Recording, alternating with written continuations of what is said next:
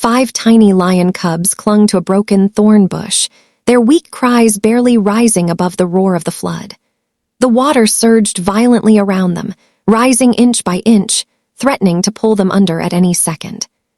From a rocky ridge nearby, Marcus stood frozen, binoculars trembling in his hands. Moments earlier, the cubs' mother had been swept away by the brutal current. Now the helpless bobbies were alone, cold, starving, and seconds away from death. There was no way down, no safe path through the raging water. All Marcus could do was watch. Then, through the thick mud and pouring rain, a lone zebra appeared. She moved slowly, her head low, her steps heavy with grief. Just days before, she had lost her own foal to a lion attack.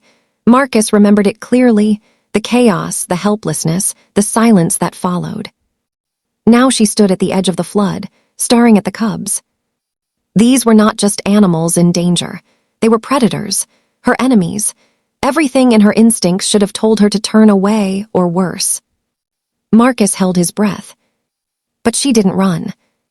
Instead, the zebra stepped forward into the freezing water.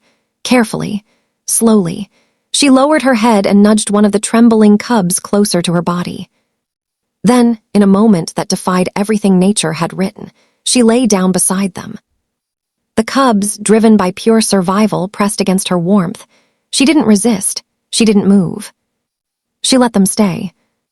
Days turned into weeks. Marcus returned again and again, documenting something he could barely believe. The zebra stayed with the cubs, protecting them, hiding them in tall grass, shielding them from predators. She couldn't teach them to hunt like lions. Instead, she guided them towards small prey, keeping them alive the only way she could. And whenever another zebra came near, she stood between them and the cubs, blocking the view, enforcing an unspoken rule.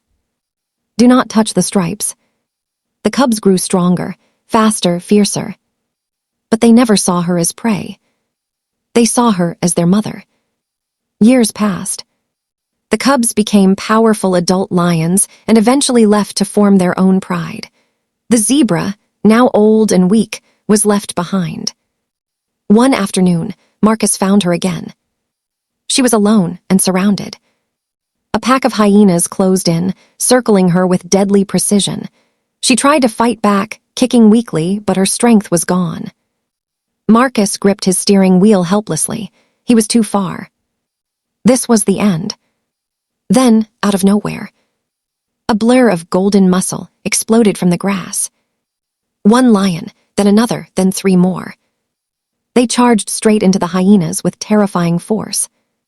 Marcus raised his binoculars, heart pounding. He recognized them. The scars, the size, the formation. The cubs, now fully grown. They didn't hesitate. They didn't think. They fought. One massive lion placed himself directly over the zebra, taking bites and hits meant for her. The others tore through the hyena pack with relentless fury. Within moments, the attackers scattered. Silence returned to the savannah. The lions stood around the injured zebra, breathing heavily.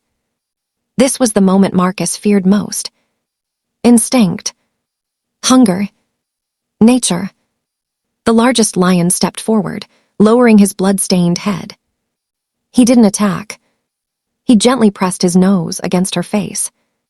The others followed, licking her wounds, pressing close to support her trembling body. The same way they once had, when they were small, cold, and afraid. Marcus wiped tears from his eyes. As the sun began to set, the lions walked beside her, slowly, carefully, matching her pace. Protecting her. Surrounding her. A living shield. The bond had never broken. Not with time. Not with instinct. Not even with nature itself. Because sometimes, one act of kindness is stronger than everything written in the wild.